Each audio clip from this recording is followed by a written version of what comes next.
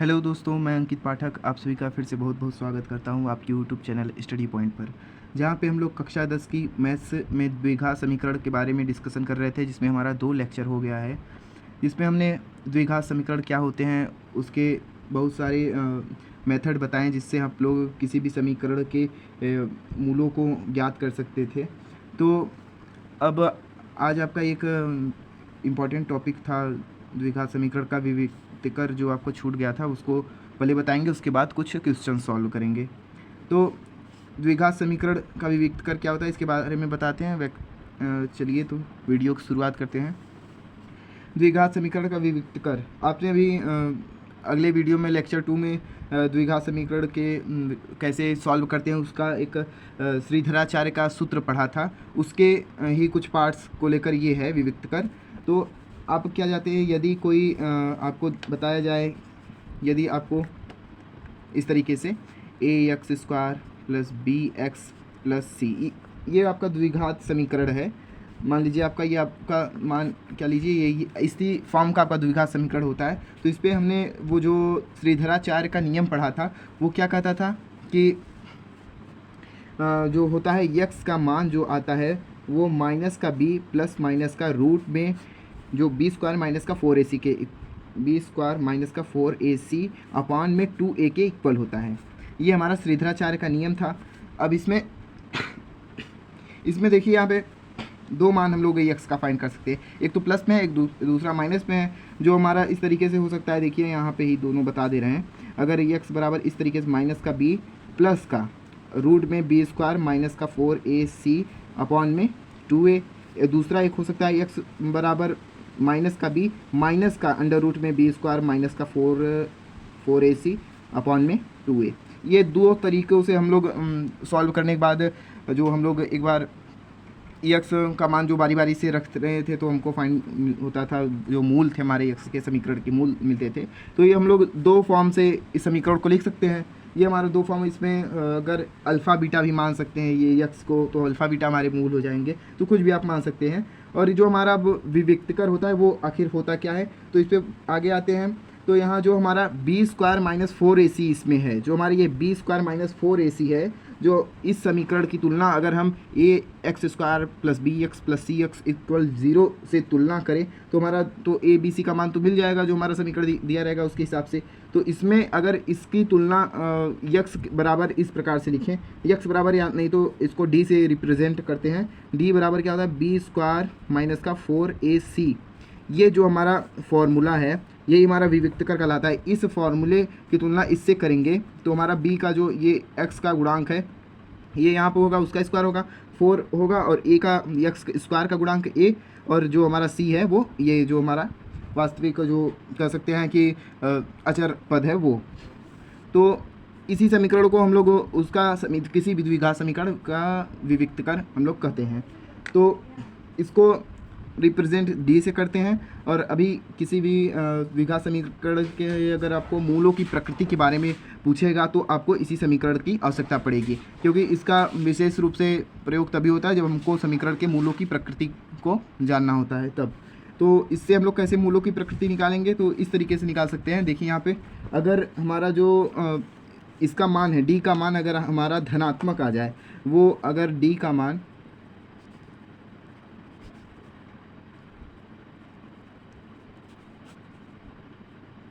इस प्रकार हो, जैसे कि अगर हमारा जो d है वो बड़ा आ जाए, 0 से बड़ा आएगा, 0 से तभी हमारा धनात्मक होगा। तो अगर हमारा 0 से बड़ा आ जाए d, तो क्या होगा, वास्तविक होगा और परिमेय होगा। जो मूल्य की प्रकृति है उसके बारे में बता रहे हैं, तथा भिन्न के रूप में हो सकता है। अगर हमारा d का मान ऋणात्मक आ जाए, कह सकते हैं कि d का मान अगर हमारा 0 से छोटा आ जाए, 0 से छोटा होगा तभी हमारा ऋणात्मक होगा, तो हमारा क्या होगा, तब भी हमारा वास्तविक होगा। और अपरिमेय तब हो जाएगा, परिमेय नहीं होगा, अपरिमेय हो जाएगा, और ये भिन्न के रूप में होगा, भिन्न के रूप में होगा। अब तीसरी कंडीशन क्या है, अगर हमारा d का मान 0 आ जाए, इक्वल में 0 आ जाए, तो क्या होगा, अब दिख रहा होगा आप लोग को। अगर डी का मान 0 आ जाए तो वास्तविक होगा और सामान्य होगा। वह समान हो जाएगा। तो इस तरीके से हम लोग डी की वैल्यू फाइंड करने के बाद हम लोग बता सकते हैं कि इसकी क्या कंडीशन है, इसकी क्या प्रकृति है किसी भी समीकरण की। तो आइए एक हम लोग एग्जांपल लेके इसको सॉल्व करके देखते हैं कि कैसे होगा। मान लीजिए हमारा ये एग्जांपल है, इसके हम इस समीकरण को, इस द्विघात समीकरण को हम लोग को इसकी मूलों की प्रकृति को बताना है कि ये इसकी क्या प्रकृति है। तो इसको सर्वप्रथम हम लोग क्या करेंगे कि जो हमारा ये समीकरण था ax² प्लस bx प्लस का c इक्वल में 0, इससे इक्वेट कराएंगे, इस समीकरण से इक्वेट कराएंगे तो क्या होगा, तो हमारा a का मान क्या आएगा, a बराबर 2 आएगा, b बराबर क्या आएगा -6 आएगा और c बराबर क्या आएगा 3 आएगा। अब हमारा फॉर्मूला क्या दिया गया है, d बराबर b² माइनस का 4ac, ये फार्मूला दिया गया। अगर इस पर हम लोग रखें इसको, d बराबर क्या है b का स्क्वायर 2 का स्क्वायर माइनस का 4ac, ए हमारा क्या है 2 है, सी हमारा क्या है 3 है। तो ये हम लोग को मिला, डी का मान क्या आएगा 2 दूना के 4 हो गया माइनस का, अब अगर इससे गुणा कर सकते हैं तो 2 3 6 24।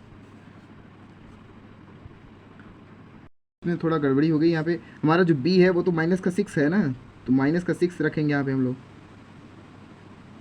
-6 का स्क्वायर -4ac, ए हमारा 2 है और सी हमारा 3 है। तो हमारा क्या हो जाएगा 6 का अगर हम लोग स्क्वायर करेंगे तो 36 आ जाएगा। दूसरी जगह लिखते हैं, डी बराबर जो हमारा 6 का स्क्वायर करेंगे तो 36 आ जाएगा, माइनस का यहाँ पे कितना आया था, हमने किया था 24, कि 4 दूना 8, 8 त्रिक 24। तो हमारा ये अगर डी का मान पूछिए तो आ गया हमारा 12। अब 12 आया है, ये 12 किस तरीके से आया है, ये हमारा धनात्मक आया है, ये हमारा 0 से बड़ी संख्या आई है डी, जो हमारा धनात्मक आया है। धनात्मक आया तो क्या कंडीशन है, यहाँ पे देखिए, अगर हमारा 0 से बड़ा धनात्मक आएगा तो वास्तविक और परिमेय तथा भिन्न के रूप में हो सकता है।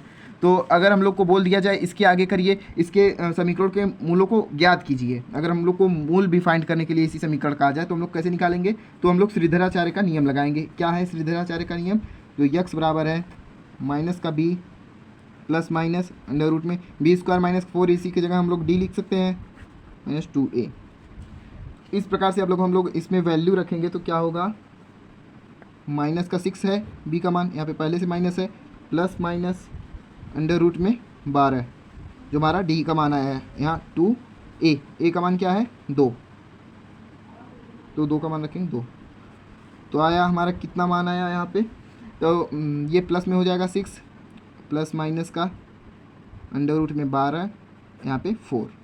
अब देखिए इसको सॉल्व करेंगे, इसको किस प्रकार से हम लोग लिख सकते हैं, अंडर रूट में जो 12 है, अंडर रूट में 12 है, इसको हम लोग इस प्रकार से लिख सकते हैं, यहाँ पे 6 है प्लस माइनस का अंडर रूट में अगर 4 लिखें और अंडर रूट में 3 लिखें तो इसका अगर मल्टीप्लाई करेंगे तो अंडर रूट में 12 आ जाएगा, यहाँ पे 4 है। अब इस अंडर रूट 4 का हम लोग अगर रूट तोड़ें तो क्या आएगा 2 आ जाएगा। यहाँ पे x बराबर देखिए 6 प्लस माइनस का 2 इंटू अंडर रूट में 3/4। अब इसमें से दोनों में से देखिए क्या कॉमन है, इसमें और इसमें से दोनों में से 2 कॉमन मिल जाएगा हम लोगों को, तो क्या हो जाएगा x बराबर क्या हो जाएगा 2 बाहर निकाल लें तो यहाँ पे 3 प्लस माइनस का यहाँ पे रूट में 3, यहाँ पे अपॉन में 4, यहाँ से 4 से कैंसिल हो जाएगा, यहाँ पे 2 बचा तो क्या हो गया 3 प्लस माइनस का रूट में 3, यहाँ पे क्या आ गया 2। तो जो हमारा ये x का मान आया है, तो यहाँ से हमारा x का मान क्या क्या आया है, x बराबर 3 माइनस का अंडर रूट में 3/2 और ये क्या आया है 3 प्लस का अंडर रूट में 3/2। ये हम लोग को 2 मूल हम लोग के मिल गए जो इसका हल है। तो इस प्रकार से हम लोग इसके प्रकृति को बता सकते हैं विविक्तकर द्वारा और इसके मूलों को भी निकाल सकते हैं। आगे देखते हैं कुछ क्वेश्चन सॉल्व करके। क्वेश्चन में क्या दिया है देखिए, एक आयताकार खेत के विकर्ण उसकी छोटी भुजा से 60 मीटर अधिक लंबा है। यदि बड़ी भुजा छोटी भुजा से 30 मीटर अधिक हो तो खेत की भुजाएं ज्ञात कीजिए। मतलब हम लोग को कोई भी द्विघात समीकरण बनाना है और उसके मूलों को ज्ञात करना है, वो एक आयताकार खेत के रूप में आपको दिया गया है। जैसे कि आयताकार खेत का विकर्ण जो है उसका जो कर्ण है इस तरीके से देख सकते हैं आप, आयताकार हमारा ये खेत है, उसका विकर्ण जो है ये, उसका विकर्ण जो है उसकी छोटी भुजा, मतलब ये मान लीजिए ये छोटी भुजा के 60 मीटर अधिक लंबा है, ये इस भुजा से 60 मीटर ये अधिक लंबा है। यदि बड़ी भुजा छोटी भुजा से 30 मीटर अधिक है, ये वाली हमारी जो बड़ी भुजा है ये छोटी भुजा से 30 मीटर अधिक हो, तो खेत के दोनों भुजाएं, इन दोनों भुजाओं को ज्ञात करना है। तो देखते हैं क्या है। सबसे पहले तो हम लोग मानेंगे कि बड़ी भुजा हमारी क्या है, यक्स मीटर है।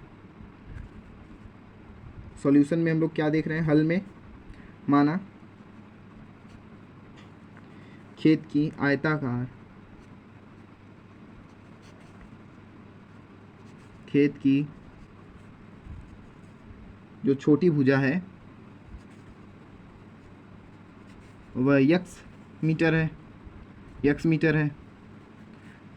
तो हमारी जो बड़ी भुजा होगी वो कैसे हम लोग निकालेंगे, क्योंकि हमारी जो बड़ी भुजा है छोटी भुजा से 30 मीटर अधिक है। उसमें बताया गया है कि बड़ी भुजा जो हमारी है, जो हमारी बड़ी भुजा है वो छोटी भुजा से 30 मीटर अधिक है। तो बड़ी भुजा क्या हो जाएगी, तो हमारे आयताकार खेत की बड़ी भुजा क्या हो जाएगी, बड़ी भुजा क्या होगी, देखिए। तो हमारा जो 30 में अगर यक्स को प्लस कर देंगे तो आयताकार खेत की बड़ी भुजा मिल जाएगी, तो यक्स का प्लस 30, ये हमारा खेत की बड़ी भुजा हो जाएगी।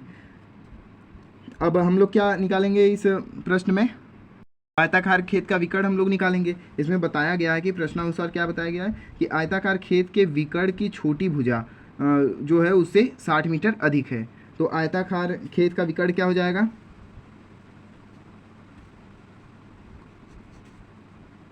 खेत का विकर्ण क्या होगा, आयताकार खेत का विकर्ण जो हमारा क्या हो जाएगा, क्योंकि बताया गया है कि विकर्ण की खेत की जो छोटी भुजा है उससे 60 मीटर अधिक है जो हमारा विकर्ण है। तो इसमें क्या होगा, यक्स प्लस का 60 हो जाएगा, ये हमारा विकर्ण मिल गया। तो अब क्या होता है, आयत की जो हमारी विकर्ण का एक फॉर्मूला होता है, विकर्ण का स्क्वायर जो होता है वो लंबाई और चौड़ाई के स्क्वायर के बराबर होता है। अगर ये त्रिभुज मान लें हम लोग, तो त्रिभुज का एक फॉर्मूला होता है कि जो हमारा कर्ण का स्क्वायर होता है वो लंब और आधार के स्क्वायर के बराबर होता है। इस फॉर्मूले से हम लोग करेंगे। देखिए ये एक प्रकार का त्रिभुज ही है, इसमें अगर कर्ण का स्क्वायर बराबर लंब और आधार का स्क्वायर करेंगे तो हो जाएगा हम लोगों का क्वेश्चन सॉल्व। देखिए यहाँ पे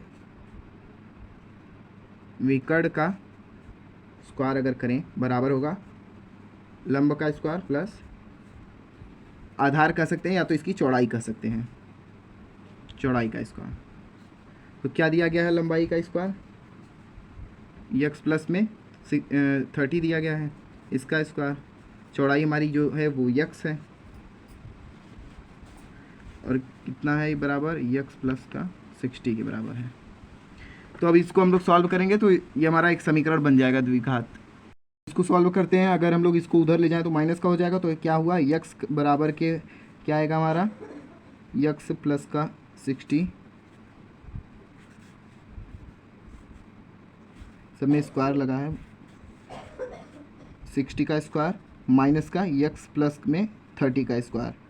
आप एक फॉर्मूला जानते हैं, क्या जानते हैं, अगर a का स्क्वायर माइनस का b का स्क्वायर हो तो इसको हम लोग किस प्रकार से लिख सकते हैं, a प्लस बी पहले ब्रैकेट में, दूसरे ब्रैकेट में a माइनस का b।